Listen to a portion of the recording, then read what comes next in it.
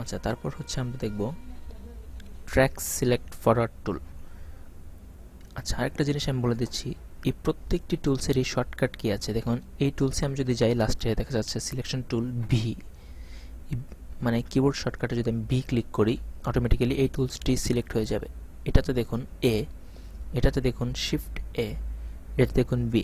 তো এভাবেই যে এগুলোর পাশে যে কিবোর্ড শর্টকাট দেওয়া আছে, আপনি যদি কিবোর্ড থেকে প্রেস করেন ওই বাটনটা, তারপরও এখানে আপনি মাউস দিয়ে বারবার ক্লিক করতে হবে না, অটোমেটিক্যালি কিবোর্ড থেকেও আপনি শর্টকাট সিলেক্ট করতে পারবেন।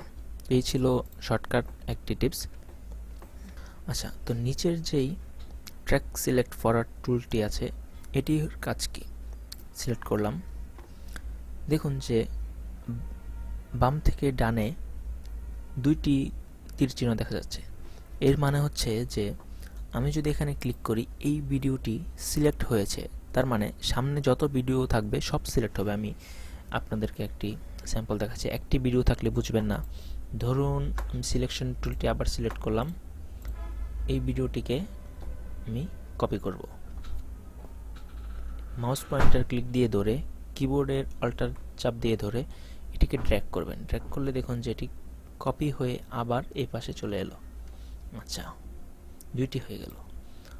আবার সিলেক্ট করব, ধরে অল্টার বাটন ক্লিক করে মাউস দিয়ে ধরে উপরে নিয়ে যাব, 4টি হয়ে গেল। এভাবে আপনি চাইলে আরও কপি করতে পারেন। ধরেন এটি এখানে থাকলো, এখানে থাকলো, এখানে, যেখানে ইচ্ছা আপনি আপনার মন মতো সাজিয়ে নিলেন। নিচে চাইলে অডিও লেয়ারও রাখতে পারেন। আচ্ছা, অডিওটা একটু বড় করে দিচ্ছি।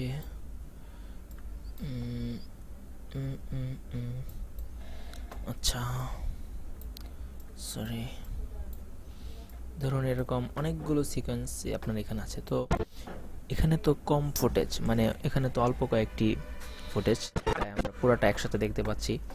মাউস দিয়ে এভাবে ধরে আপনি চাইলে সবগুলো সিলেক্ট করতে পারেন। যখন আপনার প্রজেক্টটি অনেক বড় হয়ে যাবে, যে এটি আপনার অনেক দূর পর্যন্ত চলে গেলে এদিকে এদিকে, তারপর আপনার এটি একটা সময় এরকম হতে পারে যে এত দূর পর্যন্ত যাবে যে আপনি এটি এভাবে ছোট করে টান দিয়ে এদিকে যেতে হবে, তা না হলে আপনি সম্পূর্ণ দেখতে পাবেন না। তো যখন সম্পূর্ণ সিলেক্ট করবেন,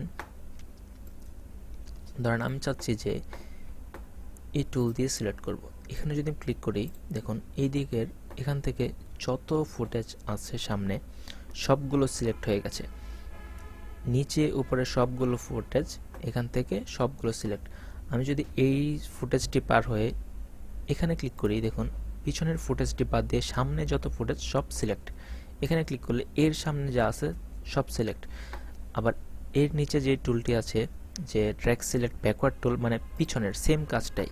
আমি যদি এখানে ক্লিক করি, এই ডান পাশের সবগুলো ফুটেজ বাদ দিবে এবং বাম পাশের সবগুলো সিলেক্ট করবে। এভাবে হচ্ছে এখানে দিলে দেখুন। তো এই 3টি টুলস আশা করি বুঝতে পেরেছেন। পরবর্তী লেসন দেখতে সঙ্গে থাকুন। ধন্যবাদ।